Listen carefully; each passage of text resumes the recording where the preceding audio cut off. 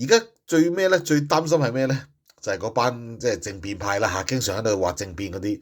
嗱，如果呢一架叫做張又俠喺嚟緊時間都唔出席，甚至乎真係出事啦咁多，咁佢哋仲有啲咩解釋咧？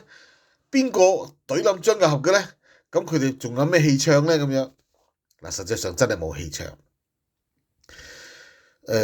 近呢幾個月嘅中南海咧，實際上佢哋仲係好多故事傳出嚟啦。但係咧，你見到我哋都冇乜報導，點解啊？因為冇啊，冇咩值得講啊。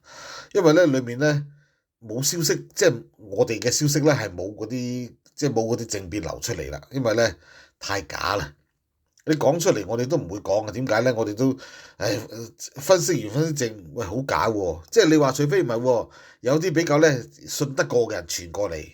係嘛？咁好多時候咧，因為信息太多咧，我哋收好多假消息嘅都，咁有啲我哋已經篩走咗都唔想講啦，係咪？